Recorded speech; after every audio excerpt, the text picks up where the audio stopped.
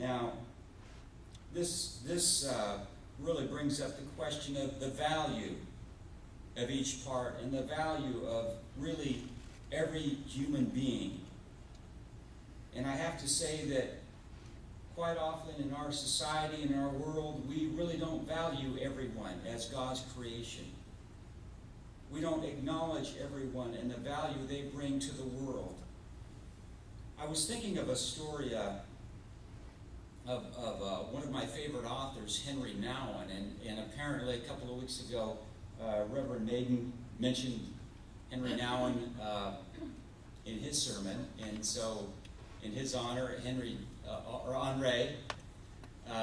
died some years ago. I placed some of his books out in the back, out of my own library, and a few of them are Dan's. So if you'd like to go take a look at those after the service, they're quite beautiful.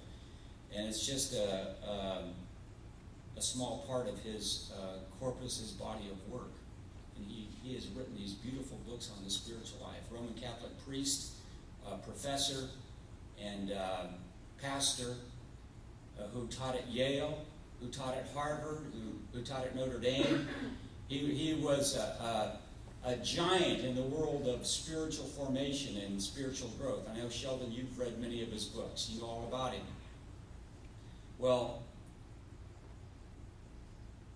at one point in his life, Henry Nouwen had a breakdown, an emotional breakdown. He was in a crisis in his life. He'd written all the books and talked about the spiritual life and was a sought-after speaker, but in some ways his life was unraveling and he was a very low ebb. And he happened to meet a man, Jean Vanier. I mentioned his name. He wrote the little book, Community and Growth. And many years ago, Jean Vanier started a community for mentally and physically handicapped persons. He actually started this community, this international organization, in his home with 3 intellectually challenged men. 3 men, he and 3 men. And now this is an international community that's worldwide with thousands of group homes and centers all around the world who accept and who live with and work with physically and mentally challenged people. And I have to say that through the years I've seen the church, and I am just as guilty as anyone else, do so little for those who are mentally and physically handicapped. This may be the new frontier for church ministry. At any rate, Henry Nouwen had a chance encounter with Jean Vanier, and he was invited to join the community in Toronto called Daybreak, one of the L'Arche communities. That's the name of the organization, L'Arche, and Dayspring is one of the communities in Toronto, and he was asked to come and live in that home for a number of months and to become their pastor, and he did that.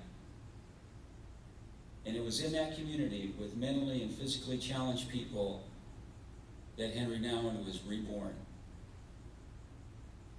and rediscovered the meaning of his Christian faith. And in particular, the thing that transformed him was a relationship that he developed with one man whose name was Adam. And he wrote a book about this story, this transforming story. The name of the book is Adam, God's Beloved.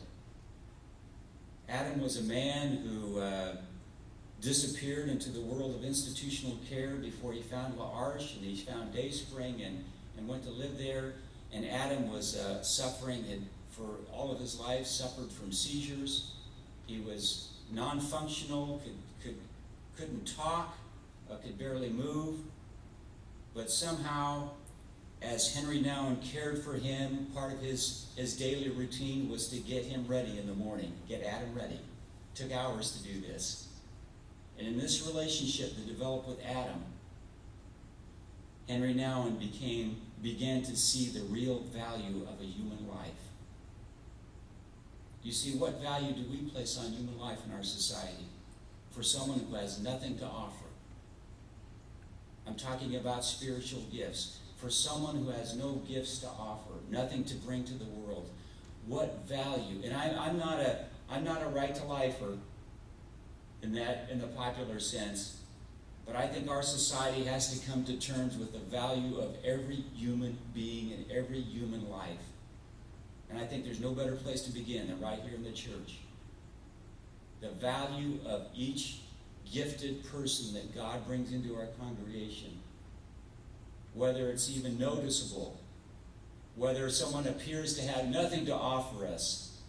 Each of you has a beautiful gift that God has gifted you with to bring to this community, to help bring it together.